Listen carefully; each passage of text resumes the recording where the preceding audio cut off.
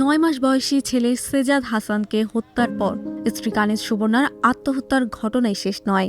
সেজাদের বাবা নিষিদ্ধ ঘোষিত ছাত্রলীগ নেতা জুয়েল হাসান সাদ্দাম ছিলেন কারাগারে। এই মৃত্যুর ঘটনার পর জামিন বা প্যারোল না পাওয়ায় ছেলে ও স্ত্রীকে শেষ বিদায় জানাতে হয় যশোর কারাগারের প্রধান ফটকে। এই ঘটনা ব্যাপক আলোচনার সৃষ্টি করেছে। 23 জানুয়ারি শুক্রবার দুপুরে সদর উপজেলা সাবেকডাঙ্গা গ্রামে কানিজের স্বামীর বাড়ি থেকে তার ঝুলন্ত মরদেহ এবং ছেলে সেজাদ হাসানের নিথর দেহ উদ্ধার করা হয়। বাগেরহাট জেলা হাসপাতালে ময়নাতদন্ত শেষে 24 জানুয়ারি শনিবার দুপুরে মা ও ছেলের মরদেহ সাবেকডাঙ্গা গ্রামের সুবর্ণার বাবার বাড়িতে আনা হয়। এরপর বিকেল 4:15টার দিকে লাশবাহী গাড়িতে করে যশোর কেন্দ্রীয় কারাগারে নেওয়া হয় তাদের মরদেহ। কারা ফটকে স্ত্রী সন্তানের লাশ শেষবারের মতো দেখেন সাদ্দাম। সেই মুহূর্তের কথাই তুলে ধরেন জুয়েল হাসান সাদ্দামের ভাই।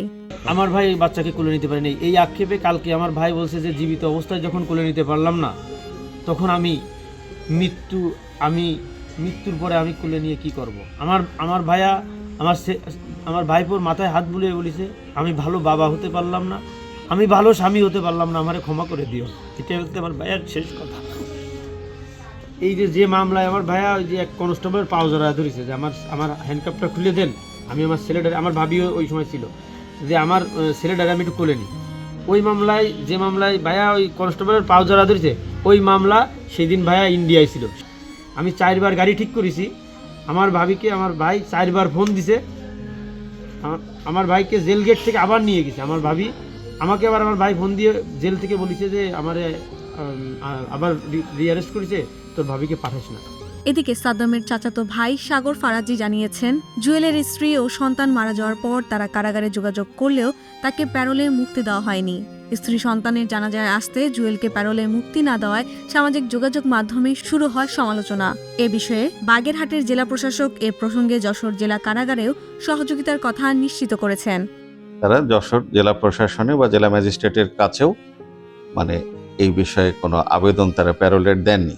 আমাদের যে প্যারোল নীতিমালা আছে 2016 সালের, সেইখানে যে জুরিসডিকশনে বা যে জেলায় বন্দী কারান্তরীণ আছে সেই জেলা ম্যাজিস্ট্রেট কিন্তু এই প্যারোলের বিষয়ে তিনি ডিসিশন নেবেন, সিদ্ধান্ত দেবেন। তো আমাদের কাছে যেহেতু এই জুরিসডিকশনটি দেওয়ার বা নাই আমাদের কাছে তাকে প্যারোলে মুক্তি দেওয়ার, এই জন্য তাকে প্যারোলে মুক্তি দেওয়ার ক্ষমতা বা সাহায্য করার ক্ষমতা আমাদের ছিল না। তবে আমরা তাদেরকে সৎ পরামর্শ দিয়েছি। কারা কর্তৃপক্ষ জানায়, মানবিক দিক বিবেচনা করে মরদেহবাহী অ্যাম্বুলেন্সের সঙ্গে জুয়েলের পরিবারের 6 সদস্যকে কারা ফটকে ঢুকতে দেওয়া হয়। মূলত 2016 সালের প্যারোল মুক্তির সংক্রান্ত নীতিমালায় স্পষ্ট করে লেখা আছে, বন্দির বাবা মা, শ্বশুর শাশুড়ি, স্বামী স্ত্রী, সন্তান, আপন ভাই বোন এই 7 ধরনের আত্মীয়র মৃত্যু হলে প্যারোল মুক্তির আবেদন করা যেতে পারে। সর্বোচ্চ 12 ঘন্টা পর্যন্ত প্যারোলে মুক্তি দেওয়া যায়। আর এই সিদ্ধান্ত দেওয়ার দায়িত্ব জেলা ম্যাজিস্ট্রেটের। পরিবার সূত্র জানায়, কানিজ ও জুয়েল কয়েক বছর আগে বিয়ে করেন। সন্তানের জন্মের আগে থেকেই জুয়েল কারাগারে আছেন। স্বজন ও স্থানীয় লোকজনের ধারণা, কানিজ সুবর্ণা তার শিশু সন্তানকে হত্যা করে নিজে আত্মহত্যা করেছেন। মানসিকভাবে ভেঙে পড়ায় তার এমন সিদ্ধান্ত হতে পারে। সুস্থ ছিল যে, এবং বিশেষ করে ওর হাজবেন্ড জেলখানায় থাকাতে জামিন হওয়ার পরও জামিন হয় না, এই কারণেই যে তার সাথে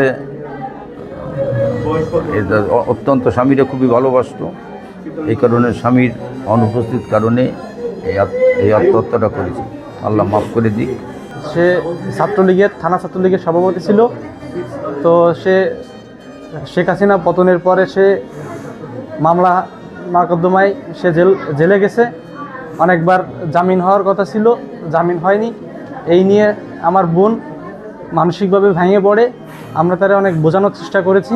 2024 সালে 5 আগস্ট থেকে আত্মগোপনে ছিলেন জুয়েল। গত বছরের 5 এপ্রিল গোপালগঞ্জ থেকে তাকে গ্রেফতার করে পুলিশ। তখন থেকে বিভিন্ন মামলায় কারাগারে আছেন তিনি। এদিকে শনিবার কানিজ সুবর্ণার বাবা রুহুল আমিন হাওলাদার সদর মডেল থানায় হত্যা মামলা করেছেন বলে জানা যায়।